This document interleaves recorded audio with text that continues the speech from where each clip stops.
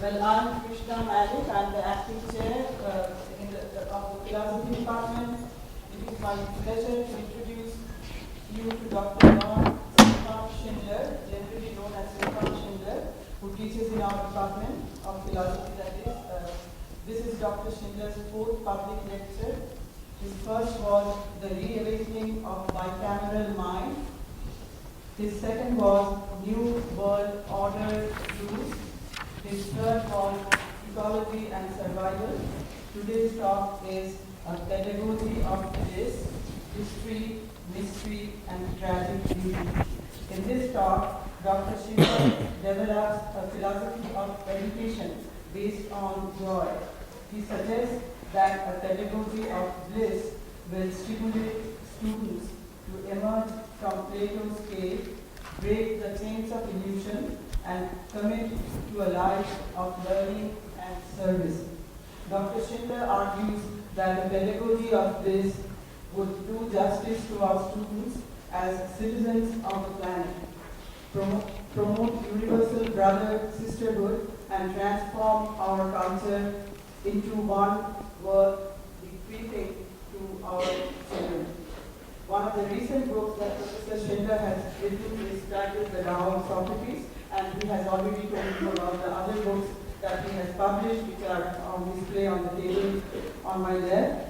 Now, some of the other things about Dr. Schindler: he is also a trustee of the Life Experience School and Peace Alley, and co-founder of the National Ministry for Conscientious Attention. He is the poet, vocalist for two music ensembles. Immediately following the talk by Dr. Schindler today, Dr. Severin, who is sitting on my left in the corner here, assistant professor in the philosophy department. He will respond to Dr. Schindler's talk, and I'm going to introduce him also right now. Dr. Kitanov is, as I already mentioned, is an assistant professor in our department. He holds a master's degree and doctorate of theology from the University of Helsinki, Finland. His specialty is philosophy of religion and theological ethics. He has many publications, but I will only mention that his publications focus primarily on medieval scholastic philosophical theology. He has also written about the concept of bliss or beatific enjoyment in the Middle Ages. So after Dr. Kitanov's response, we will open for your comments, thoughts, and questions. And the philosophy department is proud to sponsor today's event with the Philosophy Club, the Peace Institute, and the School of Education. So now let's begin with Professor Schindler presenting a pedagogy of bliss, history, mystery, and tragic beauty. Thank you, Krishna, for that kind and generous introduction.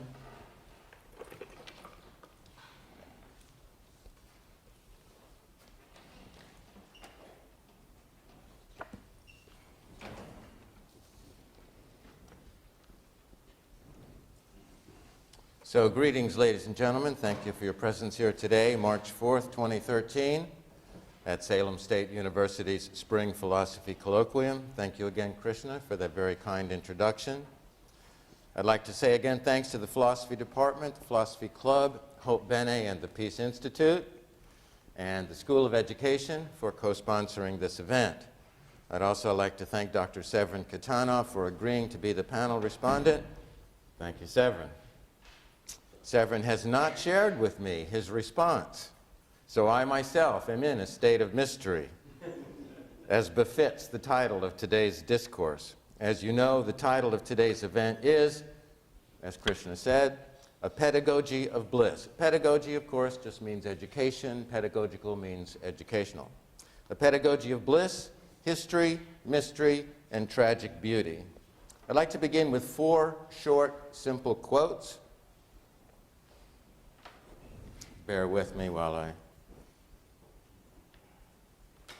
make this a little more convenient. Okay, here we go. Who would prefer the jingle of jade pendants if he once has heard stone growing in a cliff? Lao Tzu. If you can't dig the sacred, at least groove on the mystery, Travis DeLeon. I am God in nature, I am a weed by the wall. The heart in thee is the heart of all. Emerson. I am the walrus. John Lennon. Now, to begin today's discourse, let's backtrack to King Arthur's court, the pursuit of the Holy Grail, the healing of the wasteland, and Arthur's most noble knight, Parsifal. Parsifal's name, Parsifal, means through the veil. It signifies penetrating the veil of illusion and comprehending reality in such a way as to heal the wasteland. Parsifal also means through the valley. A valley is the middle way between two hills or mountains. The middle way is the key to balance, health, and wholeness. And, according to Socrates, Plato, and Aristotle, as well as Hinduism, Buddhism, Taoism, and Zen, it is the key to virtue. As King Arthur's most virtuous knight, Parsifal achieves the Grail quest and heals the wasteland because he has mastered, after much effort and long suffering, the art of the middle way. The middle way is called, according to Pythagoras, harmonia. Plato calls it ratio. Aristotle calls it the golden mean. Hinduism says sattva, Buddhism says madhyamaka, and Taoism calls the middle way wu wei, which means not interfering with the way of nature, the Tao, the natural harmony and healing wholeness of balance, the S-curve, the river between yin and yang. Now, Parsifal starts out as a fool and untutored child of the forest. He enters King Arthur's court, slays the red-armored warrior, and there he is. Just pick it up and tell him hi, goodbye, and we're done. I love these little divine interruptions. This is King Arthur saying, go, Stefan. All right, okay. I think maybe that was Queen Guinevere. Okay. So Parsifal enters King Arthur's court, slays the red-armored warrior who insulted Queen Guinevere, then leaves the court to be tutored by a noble soul who teaches Parsifal how to be an authentic knight and gentleman. After much success and fame, Parsifal fails in his first encounter with the wounded Fisher King. He then wanders 5 years in what C.G. Jung calls the nekia, the night sea journey of despair. This is Parsifal's version of Odysseus on his raft, Prometheus chained to his rock, Jesus on the cross, Osiris and Dionysus dismembered, Prospero in Shakespeare's Tempest. Finally enlightened by a hermit monk deep in the woods, Parsifal does the impossible. He returns to the magic castle, heals the Fisher King, achieves the Grail quest, and transforms the wasteland back into green pastures, fruit-bearing fecundity, and honeyed delight. Joseph Campbell, the great American mythologist, agrees with Jung. Humanity now faces its own industrial, financial, military, ecological, and indeed educational nekia. We could learn so much, heal the planet, change the institutions of culture, if only we would heed Ecclesiastes. It doth not profit a man to gain all the riches in the world, and yet lose his soul. Alas, the Western world as a whole, along with democratic India and communist China, have embraced a capitalist model of economics, which is nothing less than a tragic and global Faustian bargain. Like Faust, our financial, corporate, military, and governmental overlords have sold their souls for profit and power. As a result, we are now collectively careening toward Jeremiah's biblical warning, ye shall reap the whirlwind. Recalling us to the continued importance of the Grail quest and Parsifal's healing nobility, T.S. Eliot, early, there he is. I'm going to use this to get some water.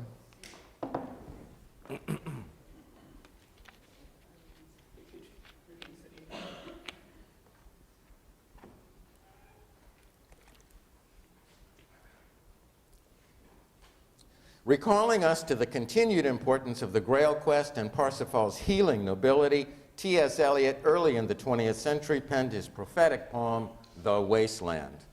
Eliot ends that poem with Shanti, Shanti, Shanti, a Buddhist word meaning peace.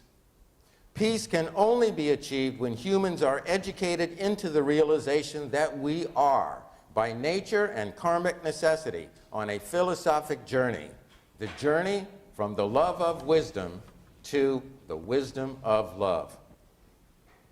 Philosophy begins with wonder. Thus spoke Aristotle, quoting Plato, quoting Socrates, quoting Pythagoras.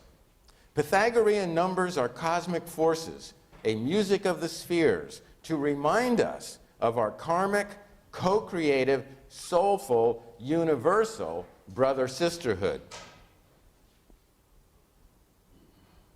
Alas, all too many philosophers forget that wonder is not only the first word of philosophy, it is also the last. Consciousness of ignorance is the glowing halo of Socratic wisdom. Humans are, in their naked essence, walking question marks. Sustaining humility before the mystery is the mark of our humanity. Emerson reminds us there are no enclosing walls. On the horizon of every circle we draw, a larger circle is being drawn endlessly. Awe ignites the quest for knowledge in the child. A childlike sense of awe should inform the conclusions of even the most aged sage.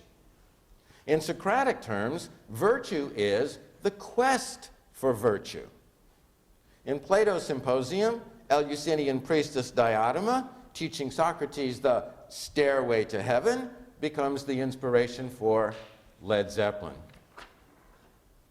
If the saints and sages of the ages have it right, then despite their difference, there is a shared experience of bliss.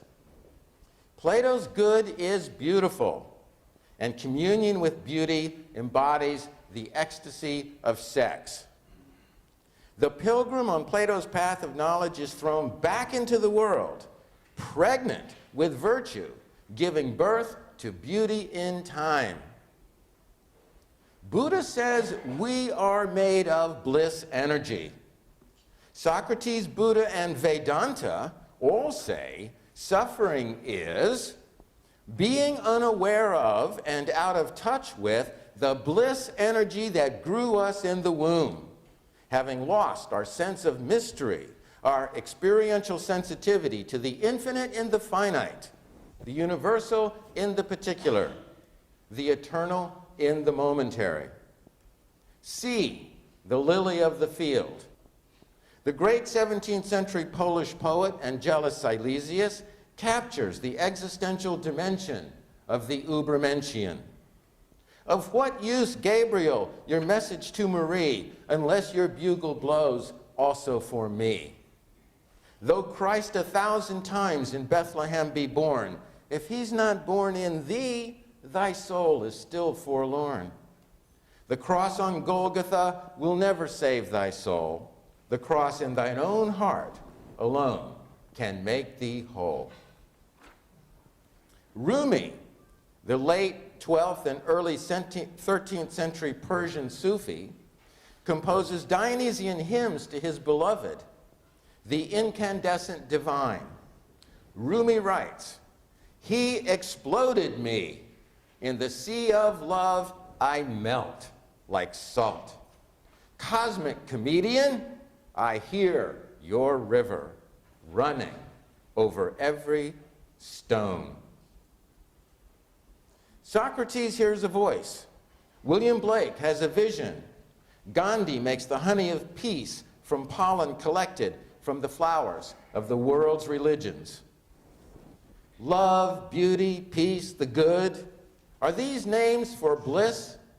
Do they signify the cosmic fire of the holographic whole and the river running through it? Is it any wonder sages say our normal one-dimensional experience is dream within a dream? Or that Plato wrote the allegory of the cave? Is waking up blissful? Or is it a burning, shedding, crucifixional, shattering, self-transcending cleansing? Is a broken heart an open heart? If emptiness is not nothingness, do Buddha and quantum physics agree? Is bliss another name for being free? Meister Eckhart said, if I spend enough time with this caterpillar, I'll never have to write another sermon. Orgasm is taste of bliss, a permeating, tingling, vibrating, shattering, shuddering, self-transcending melting into oceanic womb-like void of peace and release. For woman, as Hera tried to keep secret from Zeus, blinding Tiresias for telling truth, while Hemingway bowed to the women of Spain, the earth moved. With love, luck, art, patience, and perseverance, orgasm is the experiential flood, however fleeting, of the blissful untangling of the knots of ignorance. Perfection is a dance of exquisite disequilibrium. This slight imbalance, the rhythmic friction, keeps the multiverse moving. The Fibonacci series, the mathematical formula for slightly off balance, keeps the heart beating, whirlpools whirling, planets orbiting, and galaxies spinning. It is present in the works of Da Vinci and Bach. Life is the play of its endless variations. The subtle, circumambulating movement of a great painting, the eye guided around the canvas in Monet's Apples or Raphael's The School of Athens, mirrors the play of Miles Davis, finding the silence between the notes to break the heart and soar the soul. James Joyce calls the experience aesthetic arrest. For Plato and Buddha, truth, beauty, and joy go together. The Vedantic term for bliss is Ananda. Vedanta means end of the Vedas. The Vedas are the hymns sung by the Aryan invaders who migrated out of Central Asia, south and west, into India and Greece in successive waves between 2500 and 800 BC. Aryans transformed Indian and Greek culture, perhaps mainly from matriarchal to patriarchal societies. Apollo, for example, conquers the guardian of the Delphic oracle to claim the Pythian priestess as his own, while Dionysus quietly takes the place of Hestia, the hearth goddess, in the Olympic pantheon.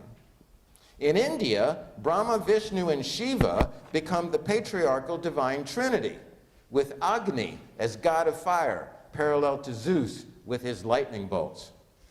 At the end of the Vedas are the Upanishads. The Upanishads are a philosophic summing up of the Vedas. The Upanishads with the Bhagavad Gita constitute the core of Vedantic philosophy, an organic, holistic vision at the heart of Hinduism. Vedanta is monopolytheistic. This notion requires dialectical thinking. It is tethered to the root insight, Atman is Brahman. Tattvam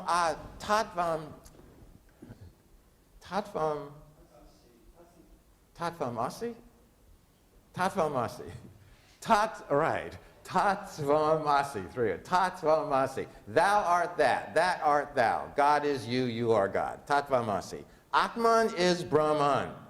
Atman is true self. Brahman is the one God of which all the many gods are simply faces and forces. Monopolytheism is no more contradictory than the colors of a rainbow. Atman is your soul, and as Socrates said, virtue resides in care and perfection of the soul. Because Atman is Brahman, and Brahman is all, you are also other. In the bliss of interbeing, wisdom is a force for compassion. Siddhartha Gautama was a Hindu prince who became the Buddha, the awakened one.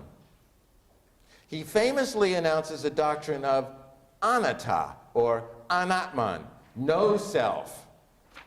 Yet, from Theravada through Mahayana to Vajrayana and Zen, there is nothing more Buddhist than Shakespeare's Socratic dictum, "To thine own self be true." The oracle at Delphi reads, "Nothi sutan," know thyself. Buddha's last words were, "Do your best, be detached, and be a lamp unto yourself." Buddha reminds the Hindu socio-theological power structure that the essence of its own teaching is that each self is a flower emerging from and opening into interbeing. To emphasize this quantum fact, Buddha changes the notion of Atman from self as thing to energetic, heart-mind, holographic pulsation. He thus brings Hinduism back to its Vedantic root, just as Jesus tried to bring the Jews back to the universal, humanistic, pacifist, and poetic core of Hebrew Scripture. Buddha does for India what Jesus does for the West. He lets the Spirit shine through the Word instead of being bound and chained by the Word. Up and down Plato's ladder of beauty, enlightened self-interest is a life of service, what Buddhists call bodhisattva. Though we are still trying to live up to this revolutionary revelation, we can hear its echo resounding in Socrates, Lao Tzu, Eckhart, and Emerson. We can take our children to a river called the wisdom tradition. From wisdom comes peace, and with peace, all things beautiful are possible. Norman Mailer said it better than anyone in the last century. America's deepest moral contradiction is that we call ourselves a Christian nation, yet worship at the altar of profit. We bow to the wisdom of turning swords into plowshares, yet we have the largest empire and war machine in history. Believing what we know to be false is schizophrenia. We are troubled, as Morpheus said, like a splinter in the brain. Philip Caputo's experience in Vietnam draws the moral point and foreshadows American soldiers in Iraq and Afghanistan. There was nothing familiar out where we were, no churches, no police, no laws. It was the dawn of creation in the Indochina bush, as an ethical as well as a geographical wilderness. Out there, lacking restraints, sanctioned to kill, confronted by a hostile country and relentless enemy, we sank into a brutish state. Once, I had seen pigs eating napalm, charred corpses. A memorable sight, pigs eating roast people, unquote. Today, we hurtle toward a trifecta from hell: environmental despoliation, nuclear proliferation, and global klepto-capitalism. Leon Trotsky said, "You may not be interested in war, but war is interested in you." Behold, the forces of culture teach us to care too much about distractions, coping and compensating in flight from the horror. Even when you're out of Plato's cave, you're surrounded by it. How not to go mad? Sorrow seeks to emerge as rage. How to transform the rage into emanations and force fields of peace That is the question. Buddha, Eckhart, Gandhi, Emerson, Martin Buber, Martin Luther King, they all suggest there is something deeper than sorrow, that a broken heart really is an open heart.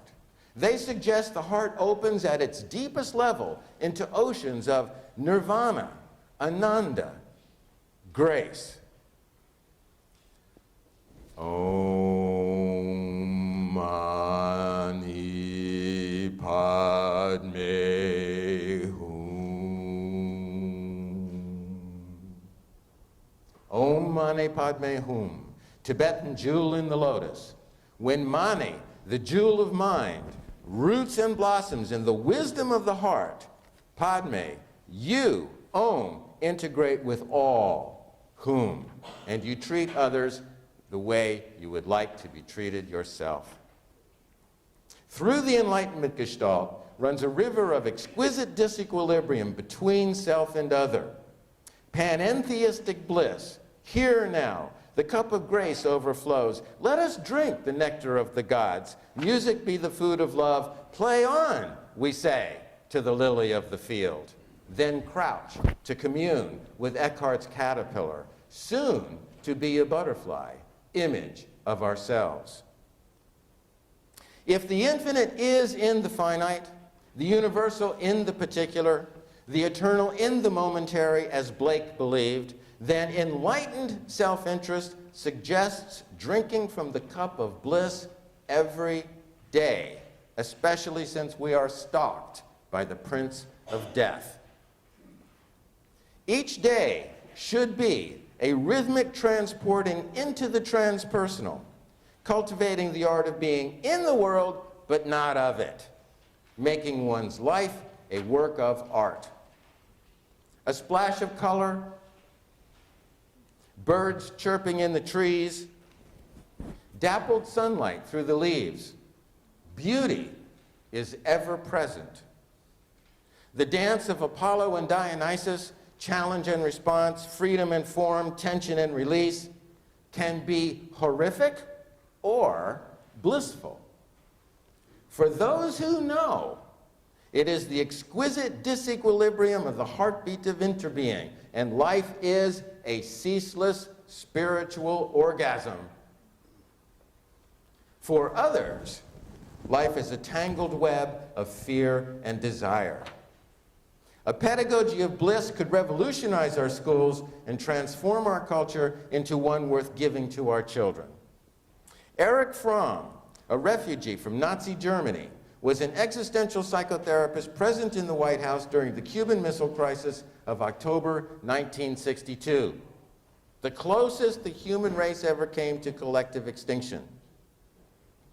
Dr. Fromm was advising John and Robert Kennedy on how to understand Castro and Khrushchev in order to prevent a Soviet-American nuclear war. Fromm's phrase, chains of illusion, evokes what William Blake calls our mind-forged manacles. Chains of illusion, mind-forged manacles, both refer to prisoners in Plato's cave entangled in what Freud names neurotic rapture. The ethical point is best expressed by Karl Marx. Quote, "The demand to abandon illusions about our condition is a demand to abandon the conditions which require illusion," unquote. The phrase chains of illusion identifies a theme running like a golden thread through Freud, Marx, and Plato. The prisoners in Plato's allegory of the cave are, as Marx would say, alienated from their humanity because, as Freud would say, their libido has been neurotically displaced. Freud's topography of the psyche overlaps with Plato's portrait in the Phaedrus of the soul as charioteer. The charioteer channeling Eros, the life force, is the ego on the battlefield of id and superego, mediating the pull of the horses of appetite and nobility.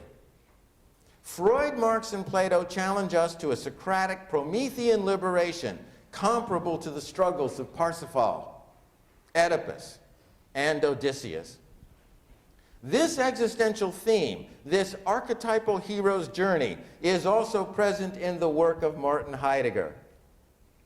In Heidegger's early work, it is found in the death-enlightened journey from forgetfulness to authenticity.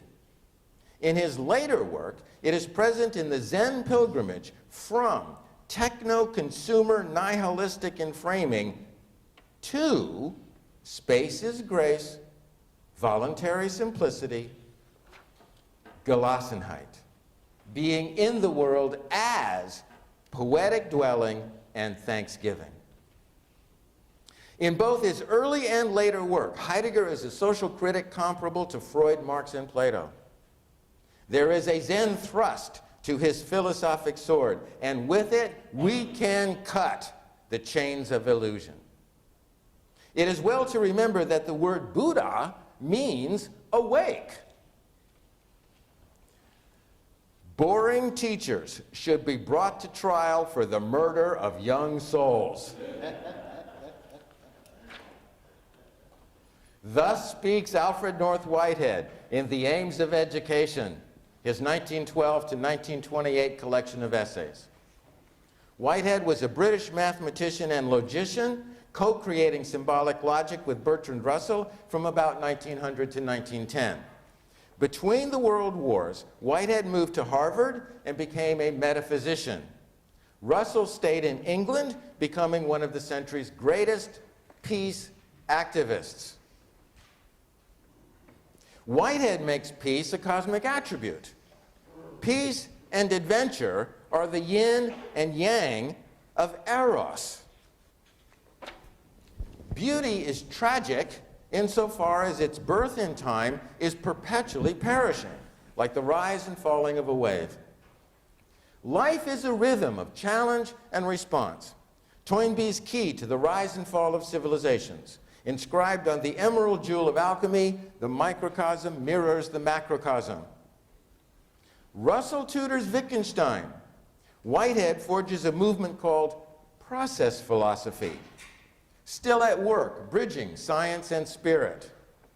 Whitehead, like Plato, provides a pedagogy for social change, and like Russell, his plea is urgent. We cannot expect a just society if we do not do justice to the concept and practice of education. We are obliged to be clear about our aims. Hence the title of Whitehead's book, The Aims of Education.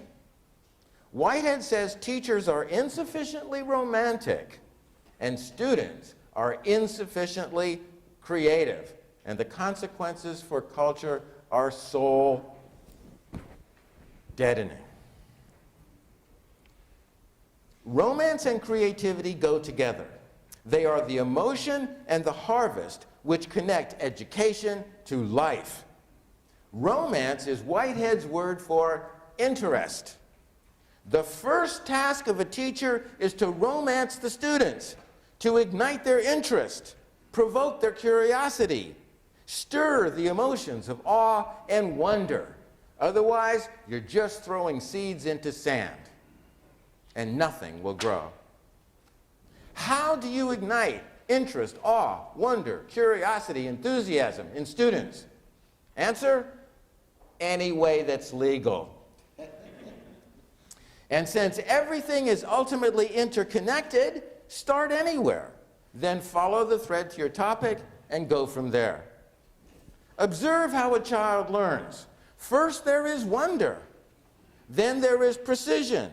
Then there is skilled application. Plato and Whitehead call us to enthusiasmos, a rhythm of curiosity, effort, and creative craft. Whitehead names romance, precision, generalization. Romance, precision, generalization as the three natural phases of organic education. And since students are organic living beings, as are teachers, we should have an organic education that follows the hints of nature.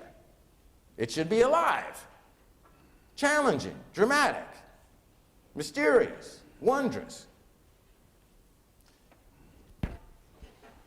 So in an organic philosophy of education, first there is wonder, interest, awe. This provokes the enthusiasm for effort, the study, practice, and precision, which, thirdly, find fulfillment in creative expression, the application of newly acquired knowledge. Creativity is the test of mastery.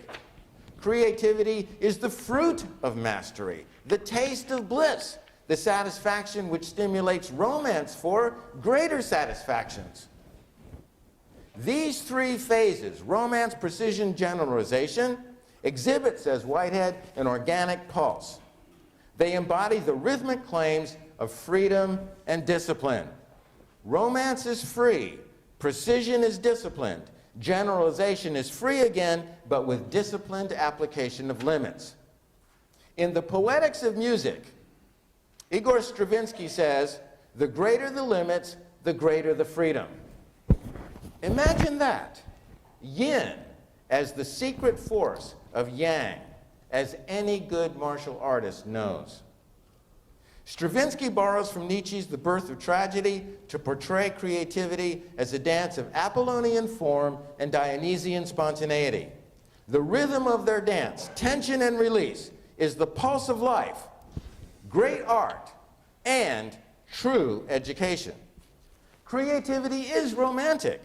The satisfaction of playing a simple tune stimulates desire for the higher satisfactions of mastering more complexity. Because creativity is romantic, the pedagogical process, starting out as Trinity, romance, precision, generalization, quickly becomes a simple, pulsating Taoist dyad, the yin of precision and the yang of romantic generalization. Education is an art. It is the most challenging of all the arts and the most important.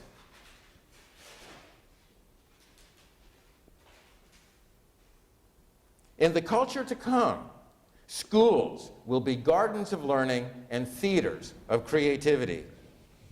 A romantic teacher igniting awe and wonder in students, stimulating them to a romance with ideas, is necessarily daring.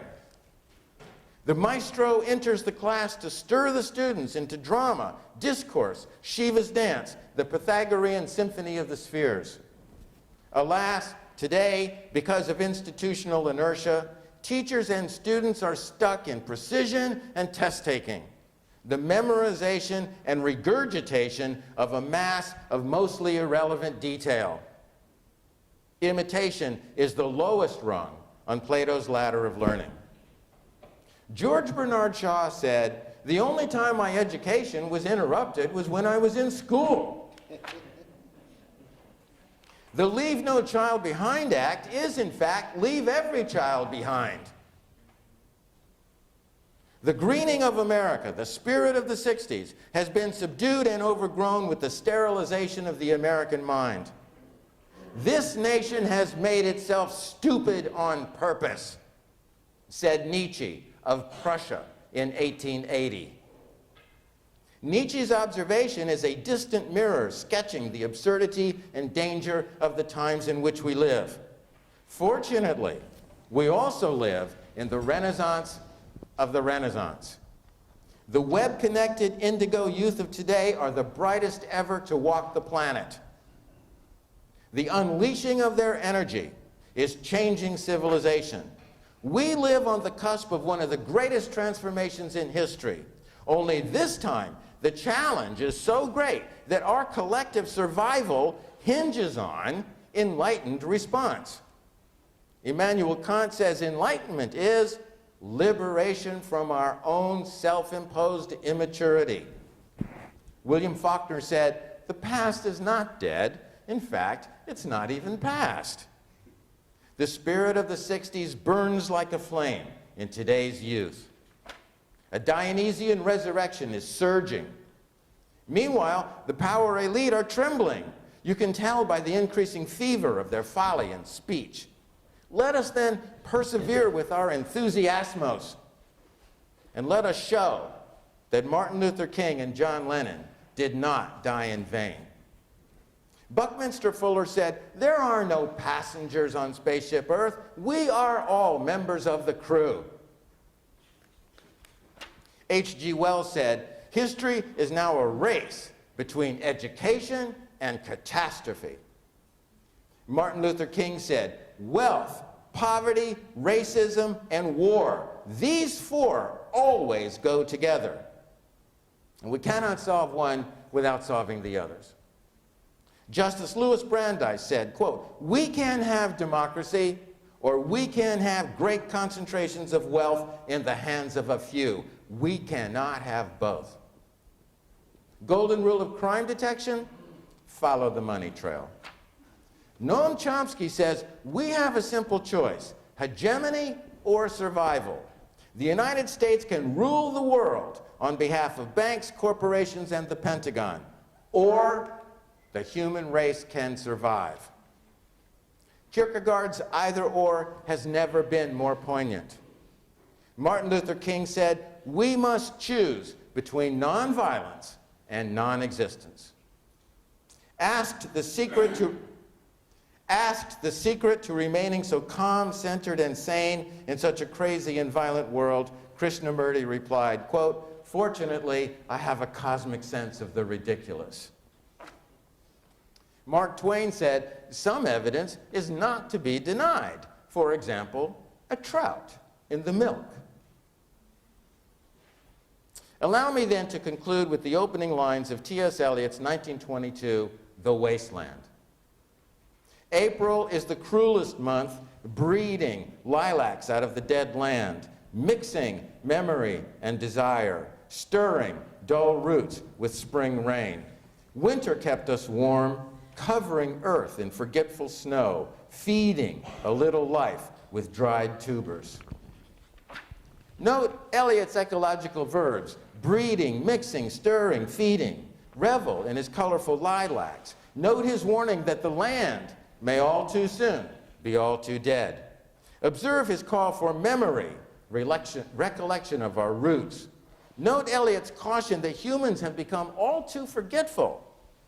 Like Plato, Eliot reminds us that we all have the same desire for beauty. Celebrate his revolving seasons with the words spring, winter, warm, snow. Observe how Eliot ends gloriously, feeding a little life with dried tubers. I ask you, who is the little life? Children, of course, and the child in us all, upon which the future depends. In that spirit, allow me to share with you my new version of the Pledge of Allegiance. I pledge allegiance to the planet and to all the people and creatures on her. One ecosystem, universally sacred, with nourishment and beauty for all. Chief Seattle said, "What we do to the earth, we do to ourselves."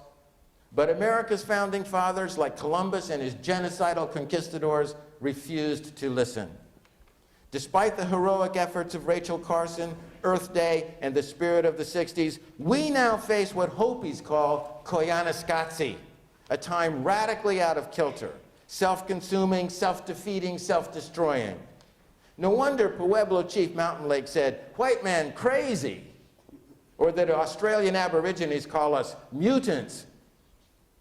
Meanwhile, the healing cure, the answer is, as always, at our feet. Navajos call it hojro, walking in beauty and balance. It partakes of Zen and Thoreau. It is a way of life, Socratic, Taoist, humble, reverential. Says the Navajo, "Beauty before me, beauty behind me, beauty above, beauty below. Beauty all around. I walk in beauty."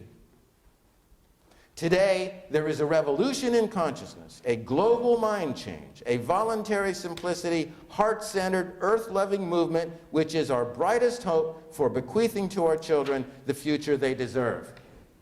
Gandhi said, "Be the change you want to see in the world." The Beatles sang, "I am you, you are me, and we are all together."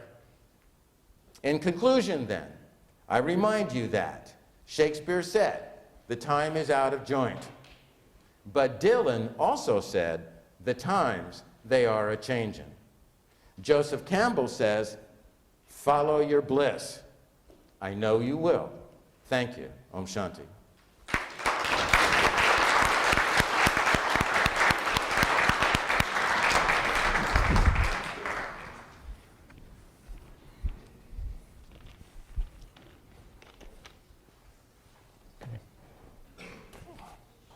All yours, my friend. Thank you.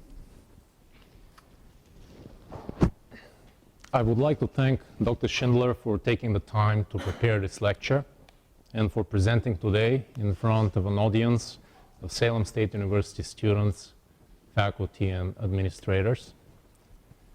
On behalf of the Philosophy Club, the Philosophy Department. You might want to hold this. Oh, okay. That's for the audience. Okay. The Philosophy Department, the Philosophy Club, the Peace Institute, and the School of Education. The lecture engages a variety of sources and traditions, and it addresses very important issues.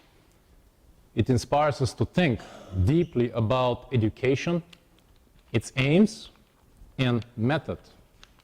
Let me sum up the thesis of Dr. Schindler's lecture before I make some critical remarks and observations. I hope that I'm doing justice to Dr. Schindler's thesis by breaking it down into at least 3 separate claims. First, the first claim is that the only way to achieve peace is by means of recovering the quintessential lesson of the one wisdom tradition which is as old as mankind. The second claim is about the lesson of this tradition. What is this lesson? The true destiny of mankind is the realization of interbeing and the blissful liberation associated with this realization. The third claim is that interbeing and bliss must play a twofold role in education. First, these two concepts must serve as the basis of a rational discourse about the ultimate aim or goal of education. And second, these two concepts must be intimately involved in the actual method of teaching, and teaching broadly understood as teaching anything at all, from statistics to philosophy. My response to the first claim is that it is based on the assumption that there is indeed a single, uniform, monolithic wisdom tradition which speaks unequivocally at all times and says exactly the same thing in every sociocultural, geographical, and historical context. I believe that it takes more than a random compilation of similar sounding advice borrowed from Eastern religious scriptures, Western mystics, poets, artists, and philosophers to demonstrate the truth of this claim. I do agree, however, that we should seek peace, both political and inner peace, the kind of peace that makes the enjoyment of life possible and worthwhile. I'm afraid, however, that if the peace Dr. Schindler speaks about is also the peace of a transcendent state of mind, a state beyond the spatio-temporal conditions which define our lives, a state of otherworldly, supernatural bliss, then I will respond as Ludwig Wittgenstein did, or would. I quote, "Whereof one cannot speak, thereof one must be silent." End of quote. Using contemporary scientific terminology and relying on quantum mechanics in talking about supernatural states will not help, because science is, after all, the rigorous study of the natural world. Any supernatural, ultimate reality falls beyond the scope and method of science. Using science to validate spirituality is to play two very different language games, and in my view, not play either one of them well. Furthermore, I doubt that the aspiration to achieve a transcendent state of consciousness and consequent bliss is an incentive at all for changing political reality. My response to the second claim, and I quote Dr. Schindler, that, quote, "We are by nature and karmic necessity on a philosophic journey from the love of wisdom to the wisdom of love," end of quote, is that there is no more karmic necessity to mankind being on a philosophic journey than there is to mankind being on a path to self-destruction. I therefore respond like Richard Rorty would, quote, "The utopian world community envisaged by the Charter of the United Nations and the Helsinki Declaration of Human Rights is no more the destiny of humanity than is an atomic holocaust or the replacement of democratic governments by feuding warlords. If either of the latter is what the future holds, our species will have been unlucky, but it will not have been irrational. It will not have failed to live up to its moral obligations. It will simply have missed a chance to be happy." End of quote. I further challenge Dr. Schindler to show evidence that there is anything karmic, in the religious sense of the term, about the current or future state of mankind. And I wonder why, by the way, if there is more to Dr. Schindler's talk of ancient Greek gods and Hindu deities than mere symbolism of a Jungian kind. I wonder also if behind the claim that, quote, "monopolytheism is no more contradictory than the colors of a rainbow," end of quote, is also the claim that monopolytheism is the only true theism, and that this kind of theism captures ultimate reality adequately. And if we should aim at interbeing and bliss, then we ought to explain what distinguishes the right way of seeking it, seeking interbeing and bliss, from the wrong way of doing so. I say this because a cannibal can claim that the best way to achieve interbeing is by eating another person's heart. I also say this because obviously there are praiseworthy and blameworthy sources of bliss, or noble bliss and shameful bliss, just as Aristotle himself pointed out in Book 10 of his masterpiece, the Nicomachean Ethics. My response to Dr. Schindler's third claim, which is about the ultimate aim or goal of education, is that if by interbeing is meant something like universal brother-sisterhood, and by bliss is meant something like what John Keats calls the rightful enjoyment of our being, then I cannot agree more. Could there be a more worthwhile ideal to drive education than the ideal of universal brother-sisterhood? Could there be a more important goal in life than the rightful enjoyment of our being? Provided, of course, that such enjoyment is based on a realistic attitude to life and destiny, and on a reasonable evaluation of what matters to us individually most. To paraphrase John Keats, a genuinely enjoyable lifestyle must involve integrity of character, reflectivity, and autonomy. It must affirm human dignity and be the outcome of ever-increasing self-control. I should add that the rightful enjoyment of our being must also be geocentric, not homocentric in character.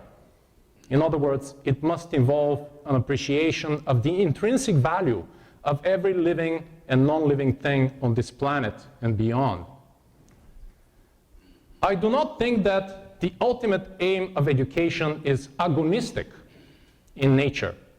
Cooperation, not competition, should be our aim. Imagine for a second that instead of bumper stickers such as "Yankees suck," "I'm a proud parent of an honor student," or "My son is a US Marine," we saw every day and everywhere on the way to work stickers such as "Weapon dealers suck," "I'm a proud parent of an environmentalist," or "My daughter is a feminist business ethicist." What is more important? That American students can beat their European or Asian peers on a math test? Or that American students can solve ethical dilemmas better and more competently than any other citizen of the planet? And how about instead of the newspaper article, I can see it clearly in the future, American scientists have found proof of life on Mars. Something more like American economists have developed an effective and practical economic solution for eliminating hunger in third world countries. If the ultimate aim of education is to promote world peace and universal brother-sisterhood, The question is, how does one teach, and teach anything at all in light of this ideal? I certainly appreciate the appeal of Whitehead's pedagogy: romance, precision, generalization. I doubt, however, that the pedagogy itself is sufficiently tied to the ideal of world peace and universal brother-sisterhood. The same pedagogy can be put in the service of inhumane ideals and socially harmful behavior, unless, of course, it is in the hands of a peace-loving and peacemaking individual like Bertrand Russell. Furthermore, it sounds true that genuine education is not about mechanical memorization and regurgitation of a mass of mostly irrelevant detail. But as much as it is true, it is also trivially true. Any self-respecting teacher knows that education is not about memorization and regurgitation of facts. Furthermore, who decides what is and what is not irrelevant detail? Should philosophy teachers decide that for chemistry teachers? And is there a universal consensus among philosophy teachers alone about what is and what is not irrelevant in the teaching of philosophy? Lastly, regardless of how much a teacher tries to create a sense of wonder in a student and set the student on the path to self-discovery, there will always be, and I'm sad to say it, students like Mino, the handsome but dull young man from Thessaly, or like Euthyphro, the self-professed religious expert and self-righteous zealot, or like Thrasymachus, the arrogant know-it-all sophist, who will fail the Socratic conversion test. Be that as it may, it is a mark of a true teacher to never despair, to hope that Mino, Euthyphro, and Thrasymachus will eventually pass the test. Thank you.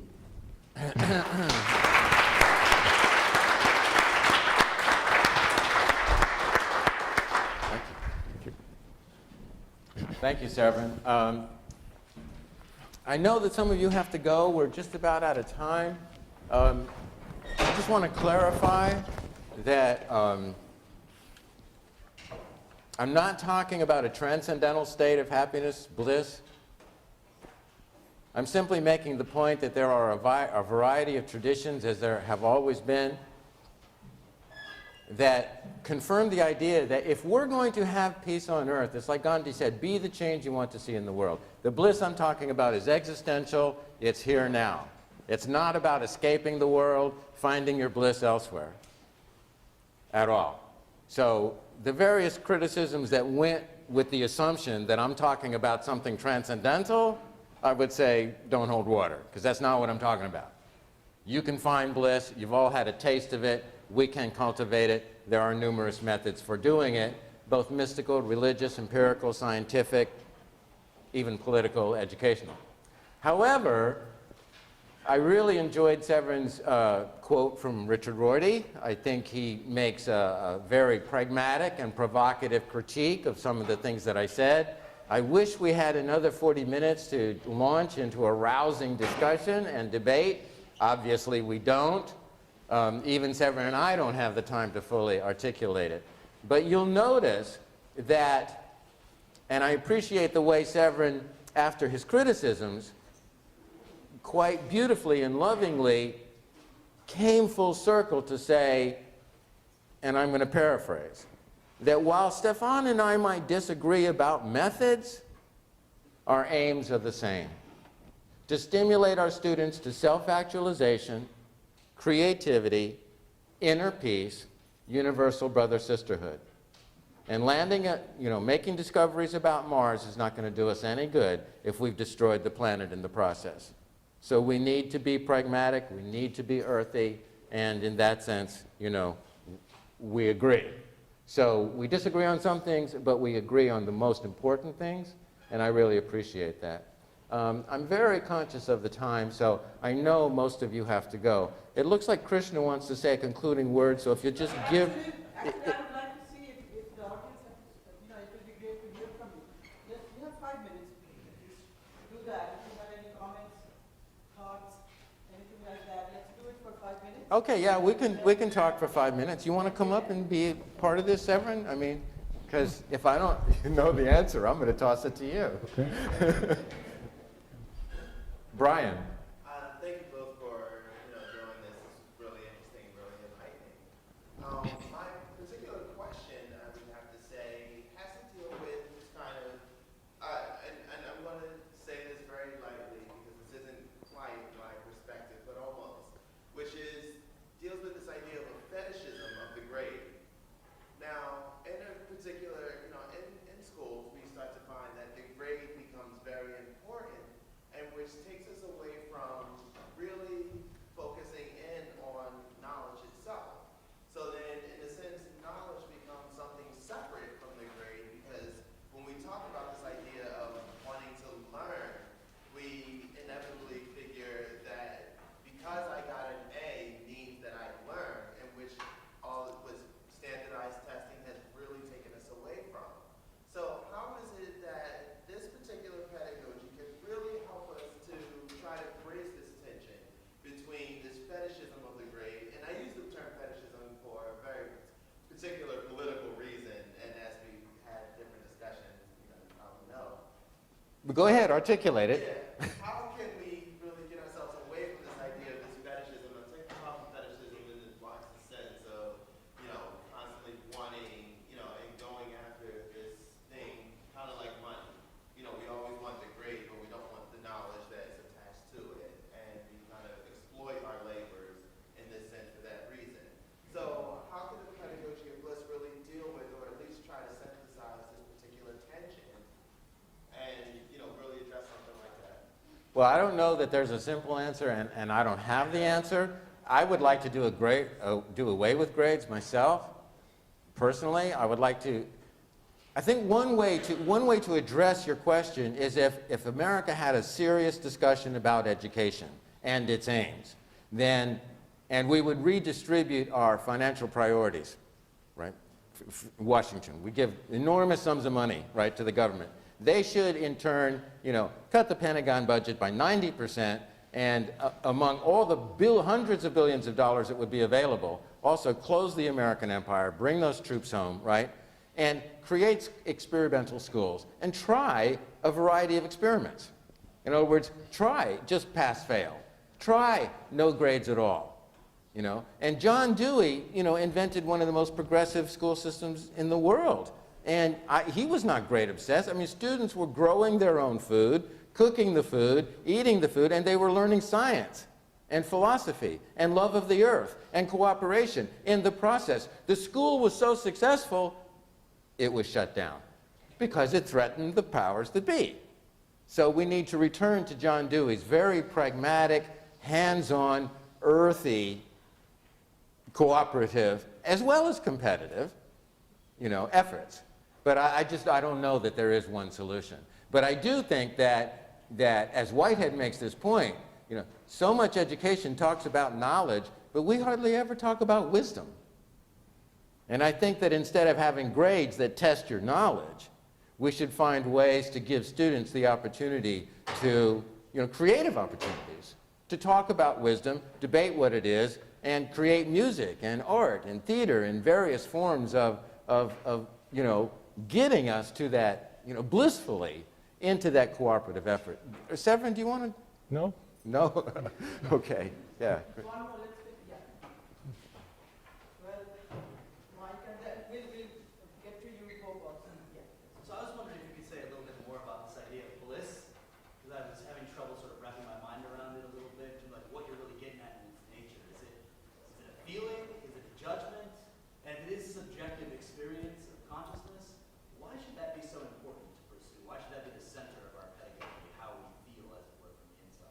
Okay. Something maybe more objective. Yeah, it's subjective. I don't think you can measure bliss. So yes, it's subjective. I am talking about something subjective. I guess my main point is this: children are naturally curious, and they enjoy learning. I just think that we could do empirical studies to prove that. I think they have been done, right? Anybody who has children knows that.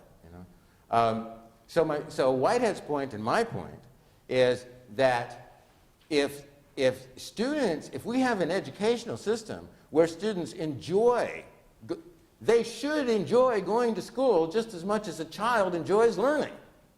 And in fact, studies have shown that in kindergarten and the first and second grade, students love to go to school. But by the third grade, they're so wrapped up in this test and never drawing outside the line, right, that they become these terrified little soldiers, right? So my point is that a pedagogy of bliss that is a philosophy of education based on the joy of self-discovery, mastering various disciplines, and creativity.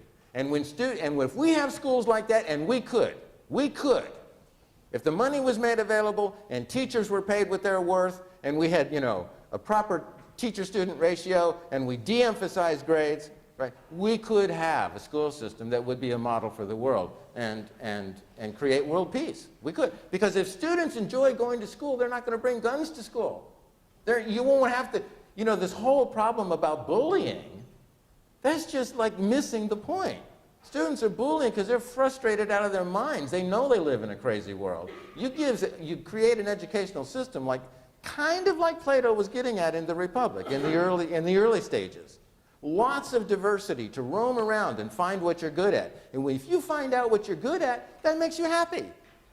That's why athletes do what they do. That's why artists do what they do. That's why you and I are teachers, because we enjoy it. That's our bliss.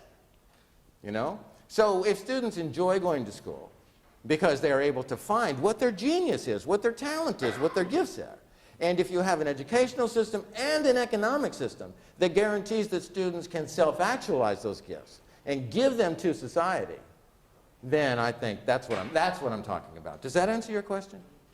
Okay, Krishna? Okay, I know we're running out of time. Yes.